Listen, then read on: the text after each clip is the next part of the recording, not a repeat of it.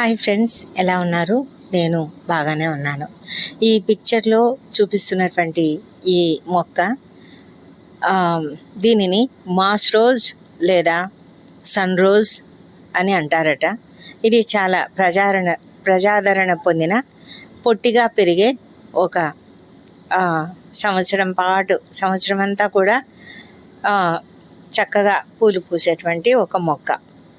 అయితే ఇది చాలా అందంగా ఉంటాయి. ఈ పువ్వులు రకరకాల రంగులు కలిగి ఉంటాయి. ఈ తొట్టిలో మనకు కనిపిస్తున్నది చాలా రంగులు కదా, 3 రకాల రంగులు కనిపిస్తున్నాయి మనకు. ఇంకా వైట్వి కూడా ఉంటాయి. చక్కటి పువ్వులు చూడడానికి చాలా అందంగా ఉంటాయి. మనసుకు ఆహ్లాదాన్ని కలిగించేటువంటి పుష్పాలు ఇవి. ఈ మొక్కలు పెంచడం కూడా చాలా ఈజీ. ఎందుకంటే ఇది మొక్క దొరికితే చాలు, ఒక కొమ్మ తీసుకొచ్చి మనము మన ఇంట్లో కుండీలో నాటామంటే చక్కగా వచ్చేస్తుంది.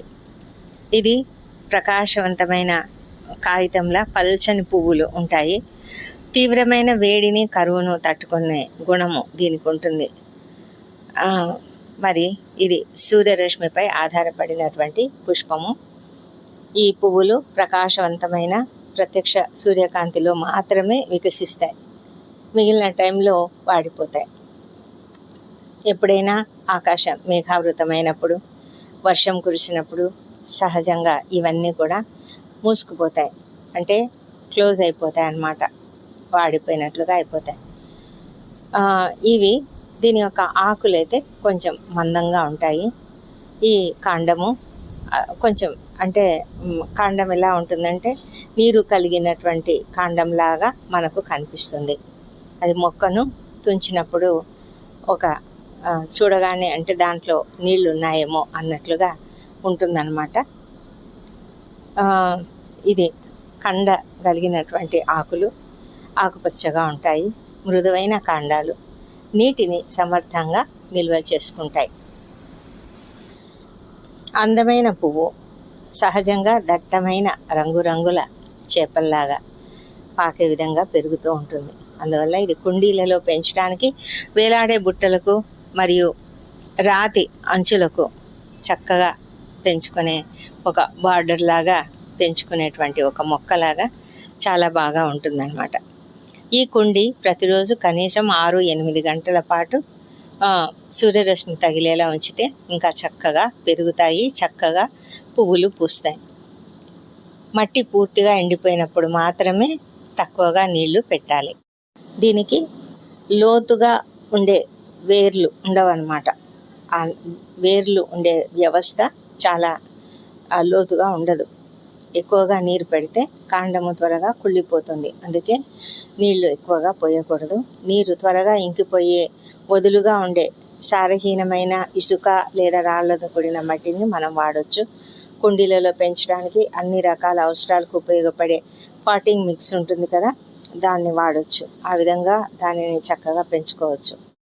ఎక్కువగా ఎరువు వేయకూడదు. ఎందుకంటే చాలా అధికంగా ఎరువు వేస్తే పువ్వుల పెరుగుదల తగ్గించి వేస్తుందంట. కాబట్టి మనము చూసుకొని చేసుకోవాలి. మరి మంచి అందమైన పుష్పాలు కదా, మనకు కన్నులకు ఇంపుగా, అందంగా, ఆహ్లాదంగా కనిపించే ఈ మొక్కల్ని మనం ఇంట్లో పెంచుకోవచ్చు. బాల్కనీలో, లేకపోతే చక్కగా చుట్టూ ఖాళీ ప్రదేశం ఉంటే, ఎండ తగలాలి కాబట్టి చాలా మటుకు అవుట్డోర్లోనే ఉండాలి. ఆ విధంగానే పెట్టుకోవడానికి మరి మనము వీలైతే ట్రై చేద్దాం. మీకు ఎలా అనిపించింది? మీ ఇంట్లో ఉన్నాయా ఇలాంటి పుష్పాలు? మా ఇంట్లో అయితే ఉన్నాయి. ఇవంటే నాకు చాలా ఇష్టం. అందుకని నేను చాలాసార్లు ఎక్కడైనా, ఒకవేళ మా ఇంట్లో ఒక్కొక్కసారి ఎండిపోతాయి కదా, అప్పుడు మళ్ళీ ఎక్కడైనా దొరికితే తెచ్చుకొని నాటేసుకుంటూ ఉంటాను. చాలా బాగా అనిపిస్తుంది. పువ్వులు ఉంటే ఇంట్లో చాలా అందంగా, అంటే కన్నులకు చాలా ఆహ్లాదకరంగా కనిపిస్తూ ఉంటాయి. మీకు ఎలా నచ్చింది? వీడియో నచ్చిందా? నచ్చితే తప్పకుండా లైక్ చేయండి, సబ్స్క్రైబ్ చేయండి, ఇతరులకు కూడా పంచండి. మరి మీకు ఎలా అనిపించిందో తప్పకుండా కామెంట్స్లో రాయండి. థ్యాంక్ యూ అండి. Thank you for watching. Bye.